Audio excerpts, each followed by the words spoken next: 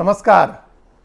2024 का लोकसभा चुनाव अभी कम से कम 1.5 साल दूर है, लेकिन बिहार और उत्तर प्रदेश में चुनाव की तैयारियां शुरू हो गई हैं। जिस दिन नीतीश कुमार ने भाजपा से नाता तोड़ा, उसी दिन से बिहार में, उत्तर प्रदेश में और देश के कई राज्यों में ये कहा जाने लगा कि नरेंद्र मोदी के लिए अगली चुनौती नीतीश कुमार है। अब वो कहानी थोड़ी और आगे बढ़ गई है। अब ये कहा जाने लगा है कि देश के पहले उप प्रधानमंत्री और पहले गृह मंत्री, लौह पुरुष सरदार वल्लभ भाई पटेल जो काम नहीं कर सके थे, वो काम नीतीश कुमार करेंगे। सरदार पटेल देश के पहले प्रधानमंत्री बनते, लेकिन वो नहीं बन सके, और उसी के साथ आज तक उसके बाद 75 साल में दूसरा कोई पटेल, कुर्मी, कुनबी, कोयरी या उस खेती करने वाले समाज का कोई भी नेता देश का प्रधानमंत्री नहीं बन सका। तो नीतीश कुमार और उनकी जो मंडली है, जो सलाहकार मंडली है, और जो लोग उनको देश के प्रधानमंत्री पद के साझा उम्मीदवार के तौर पर पेश करना चाहते हैं, वे इस नैरेटिव को आगे बढ़ा रहे हैं। उनकी थीम है, उनका ये जो टैगलाइन है वो ये है कि जो काम सरदार पटेल नहीं कर सके वो काम नीतीश कुमार करेंगे। तो क्या ये संभव होगा? ये कैसे संभव होगा? ये दो सवाल हैं। उन सवालों का जवाब इस बात में मिलेगा कि नीतीश कुमार किस तरह से आगे की राजनीति कर रहे हैं, उनके पीछे जो लोग लगने वाले हैं वो लोग किस तरह की प्लानिंग कर रहे हैं, देश के और राज्यों में जो प्रादेशिक क्षत्रप हैं वो किस तरह से नीतीश कुमार को स्वीकार करते हैं। ये तमाम सवाल हैं और इन तमाम सवालों के जवाब खोजने होंगे। लेकिन बाकी किसी भी नेता के मुकाबले नीतीश कुमार का दावा क्यों मजबूत है और नीतीश कुमार ही क्यों इस दिशा में आगे बढ़ सकते हैं, उसका रहस्य जाति के आंकड़े में छिपा है। उसका रहस्य उस राजनीति में छिपा है जिस राजनीति की उपज है नीतीश कुमार। नीतीश कुमार वैसे तो जेपी की राजनीति से निकले हैं, लेकिन सत्ता की राजनीति उन्होंने मंडल आयोग की रिपोर्ट के बाद और मंडल की जातियों की गणित पर किया हुआ है। तो मंडल की राजनीति को अगर आप समझते हैं और जाति की राजनीति को समझते हैं तो ये समझना आसान हो जाएगा कि नीतीश कुमार कैसे 2024 के चुनाव में चुनौती बन सकते हैं, किस तरह से वो उस काम को साकार कर सकते हैं जो सरदार पटेल नहीं कर सके थे। इसकी शुरुआत होगी उनको प्रधानमंत्री पद का साझा उम्मीदवार बनाए जाने से पहले। विपक्षी पार्टियां उनको अपना उम्मीदवार स्वीकार करें, उससे पहले ये बताया जा रहा है कि देश भर में कुर्मी महासम्मेलन होंगे। जितने भी कुर्मी महासंघ हैं या महासम्मेलन है, अखिल भारतीय कुर्मी महासंघ, अखिल भारतीय कुर्मी महासम्मेलन, अखिल भारतीय पाटीदार सम्मेलन, इस तरह के जितने भी संगठन हैं, उन संगठनों की ओर से देश भर में कार्यक्रम आयोजित किए जाएंगे जिसमें नीतीश कुमार को सम्मानित किया जाएगा। और नीतीश कुमार को इस तरह से पेश किया जाएगा कि वो अगले चुनाव में उस जाति के गौरव के तौर पर नहीं, बल्कि समूचे ओबीसी की तरफ से और एक विकल्प के रूप में वो पेश हो सकें। अब ये पूरे एक जो कुर्मी जाति है, जिस जाति से आते हैं नीतीश कुमार, वो एक अखिल भारतीय जाति है। अलग अलग राज्यों में उस जाति को अलग अलग नाम से जाना जाता है, लेकिन मोटे तौर पर कुर्मी हर आदमी जानता है। मध्य प्रदेश में भी कुर्मी हैं और काफ़ी अच्छी संख्या में है। छत्तीसगढ़ में भी कुर्मी है और वहाँ तो आबादी लगभग 1/5 है, हर 5वां व्यक्ति कुर्मी है। जैसा कि दावा किया जाता है 20% आबादी वहाँ कुर्मी है। इसी तरह से बिहार से सटे झारखंड में 17%, 16 से 17% कुर्मी आबादी है और राजनीतिक रूप से बहुत असरदार है। तो छत्तीसगढ़ में तो कांग्रेस के मुख्यमंत्री भूपेश बघेल उसी जाति से आते हैं। तो छत्तीसगढ़, बिहार, झारखंड और मध्य प्रदेश, ये 4 प्रदेश ऐसे हैं जहां लोग कुर्मी नाम से जानते हैं। और कोयरी, धानुक, ये 2 जातियां भी उसी वर्ग की मानी जाती हैं, खेती करने वाली और एक मजबूत मझोली ओबीसी जाति। महाराष्ट्र में इन्हें कुनबी के नाम से जाना जाता है और ये कुनबी भी महाराष्ट्र में बहुत मजबूत और इन्फ्लुएंशियल कास्ट हैं, काफ़ी राजनीतिक रूप से असरदार कास्ट है। और प्रदेश में जो कांग्रेस के अध्यक्ष हैं नाना पटोले, वो उसी समाज से आते हैं। विदर्भ के इलाके में इनका अच्छा खासा असर है और इसी वजह से कांग्रेस ने पिछली बार नाना पटोले को नागपुर लोकसभा सीट पर नितिन गडकरी के खिलाफ लड़ाया था, जहां उनको बहुत अच्छी संख्या में वोट मिला था, अच्छी मात्रा में, अच्छा परसेंटेज वोट मिला था उनको। तो ये महाराष्ट्र में कुनबी हैं और उससे सटे गुजरात में पटेल, पाटीदार जिनको बोलते हैं, वो बहुत इन्फ्लुएंशियल और बहुत मजबूत कास्ट है। और गुजरात में इन पाटीदार की आबादी 13% से ज़्यादा है।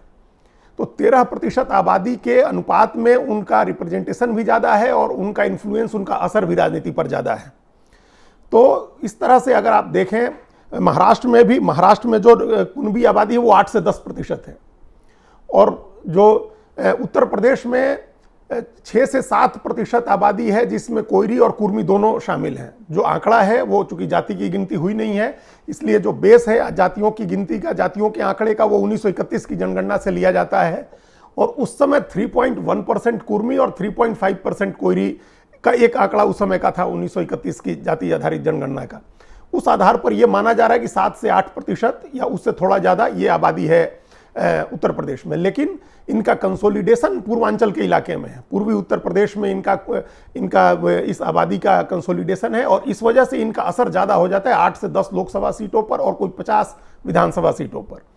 तो ये जो आबादी हुई जिसका प्रतिनिधित्व नीतीश कुमार कर रहे हैं, वो बिहार में, छत्तीसगढ़ में, मध्य प्रदेश में, उत्तर प्रदेश में, महाराष्ट्र में, गुजरात में, झारखंड में, इन कई राज्यों में काफ़ी असरदार जाती है। तो इस आधार पर नीतीश कुमार को इस तरह से पेश किया जाना है कि वो इस एक बड़ी मझोली ओबीसी जाति का प्रतिनिधित्व कर रहे हैं और ओवरऑल उस ओबीसी का प्रतिनिधित्व कर रहे हैं जिसकी आबादी देश में 50% है। दूसरा, जो सरदार पटेल, पहला जो मैंने कहा कि टैगलाइन है कि जो सरदार पटेल नहीं कर सके वो नीतीश करेंगे। दूसरा जो टैगलाइन है, जो दूसरी थीम है, वो ये है कि बिजनेस करने वाले लोग अभी राज कर रहे हैं।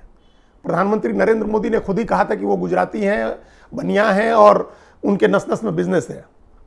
तो ये बिजनेस करने वाली जाति राज कर रही है, और अब कहा जा रहा है कि खेती करने वाला राज करेगा। ध्यान रहे, ये कोयरी और कुर्मी, धानु की ये जो जातियां हैं, ये खेती करने में बहुत निष्णात मानी जाती हैं, काफ़ी प्रवीण मानी जाती हैं। इनका मूल काम खेती करना है, खेतिहर हैं। और इसी वजह से दक्षिण भारत की कई ऐसी जातियों को जो खेतिहर हैं उनको ये लोग अपने साथ जोड़ते हैं, अपने वर्ग में शामिल करते हैं, जिनमें रेड्डी हैं और कापू हैं। ये जो आंध्र प्रदेश और तेलंगाना की बड़ी जातियां हैं, जो रेड्डी, कापू और नायडू, इन तीनों को ये माना जाता है कि ये उसी वर्ग में आते हैं जिस वर्ग में ये कुर्मी, कुनबी या पाटीदार लोग आते हैं। तो इस तरह से दक्षिण भारत में भी इनका एक अच्छा खासा असर है और इनकी अच्छी खासी आबादी है। तो जो दूसरी थीम लाइन है वो है खेती करने का, कि जो खेती करने वाला है, जो किसान है, अब वो राज करेगा। बिजनेस करने वाले का भी राज है, कारोबार करने वाले का भी राज है, और खेती करने वाले का राज आगे आएगा। तो पहला, सरदार पटेल प्रधानमंत्री नहीं बन सके थे, तो एक जो अस्मिता की राजनीति है, एक जो भावनात्मक राजनीति है, उसको उससे जोड़ा जाएगा। दूसरा, जो खेती करने वाला है वो राज करेगा, इसके साथ इसको जोड़ा जाएगा। तीसरा, नीतीश कुमार मगध से आते हैं। मगध दुनिया का पहला साम्राज्य था। मगध में पहला साम्राज्य बना था दुनिया का, ज्ञात इतिहास में पहला साम्राज्य, और जिसकी राजधानी थी पाटलिपुत्र। तो आज जिस पीठ पर, जिस गद्दी पर, जिस तख्त पर नीतीश कुमार बैठे हैं, वो दुनिया के पहले साम्राज्य की पीठ है। और वो खुद नालंदा से आते हैं, जो मगध का केंद्र है और जहां पहला साम्राज्य बना था। तो मगध के राज करने का इतिहास रहा है, तो उस मगध से आते हैं नीतीश कुमार। तो एक बार फिर मगध राज करेगा, एक बार फिर वो गलती सुधारी जाएगी जो सरदार पटेल के समय नहीं हो सकी थी। एक बार फिर खेती करने वाले का राज आएगा। ये एक थीम लाइन, ये 3 थीम मोटे तौर पर हैं। इसके इर्द गिर्द नीतीश कुमार की सारी 2024 की राजनीति का ताना बाना बुना जा रहा है। वो हर राज्य के जो जहां उनके असर वाले, जहां उस जाति के असर वाले राज्य हैं, उन राज्यों में उनका सम्मान होगा, वहां सम्मेलन होंगे कुर्मियों के, वो नहीं जाएं तब भी सम्मेलन होगा, फिर उनको बुला करके सम्मानित किया जाएगा और उनका एक चेहरा प्रोजेक्ट किया जाएगा ताकि एक अखिल भारतीय व्यक्तित्व के रूप में विपक्षी पार्टियां उनको स्वीकार करें। और इसी वजह से यह भी कहा जा रहा है कि वो पूर्वांचल में मिर्जापुर या फूलपुर की लोकसभा सीट से चुनाव लड़ सकते हैं जहां कुर्मी आबादी बहुत बड़ी है। तो ये सब तैयारियां सारी हो रही हैं नीतीश कुमार को लेकर के। और अगर ये तैयारी अगर ठीक से अगर हो जाती है और नीतीश कुमार को अपने उस जातीय और उस समुदाय, उस समूह से जुड़ी जातियों का समर्थन मिलता है, तो 100 से ज़्यादा लोकसभा सीटें प्रभावित होंगी इससे, सिर्फ इस समीकरण से। ऐसे नंबर्स तो बहुत ज़्यादा हैं, जहाँ कापू हैं, जहाँ रेड्डी हैं, जहाँ नायडू हैं, जहाँ कुनबी हैं, जहाँ पाटीदार हैं, जहाँ कुर्मी हैं, उनकी सीटों की संख्या तो बहुत ज़्यादा है लोकसभा की, लेकिन कम से कम 100 सीटें सीधे तौर पर प्रभावित होंगी, जिनमें से ज़्यादातर सीटें बीजेपी के पास हैं। तो इस वजह से भी नीतीश कुमार जो अपोजिशन का अलायंस है, उस अलायंस को ज़्यादा स्वीकार्य हो सकते हैं, क्योंकि वो इकलौते नेता हैं जो इतने ज़्यादा सीटों पर असर डाल सकते हैं। अगर वो समीकरण ठीक बैठता है तो वो इतनी सीटों पर असर डाल सकते हैं। ममता बनर्जी सिर्फ पश्चिम बंगाल के लिए असरदार हैं, तो के चंद्रशेखर राव सिर्फ तेलंगाना के लिए हैं, शरद पवार सिर्फ महाराष्ट्र के लिए हैं। तो इस तरह से जो जितने भी अभी जो चेहरे दिखाए जा रहे हैं, अरविंद केजरीवाल कहीं के लिए नहीं है, दिल्ली या पंजाब में जो भी असर हो उनका, तो इस तरह के जो भी चेहरे अभी या जिनकी भी दावेदारी की चर्चा है, उनमें नीतीश कुमार की दावेदारी इस आधार पर सबसे मजबूत होगी कि वो सबसे बड़े कास्ट ग्रुप को रिप्रेजेंट करते हैं। वो उनके साथ एक भावनात्मक लगाव जो सरदार पटेल से जोड़ा जा रहा है वो भी जुड़ रहा है। उनके साथ खेतीहर जाति और समाज का जो है वो भी एक भावनात्मक जुड़ाव दिखाया जा रहा है। और सबसे बड़ी बात कि वो मगध से आते हैं, जहां सबसे पहला साम्राज्य बना था। तो ये सारी चीजें मिला करके ये नीतीश कुमार की आगे की राजनीतिक तैयारी हो रही है, और इस पर नजर रखने की जरूरत है। हर दिन इसमें नए बदलाव आएंगे, नई चीजें इसमें ऐड होती जाएंगी, और 2024 का चुनाव दिलचस्प होता जाएगा। धन्यवाद।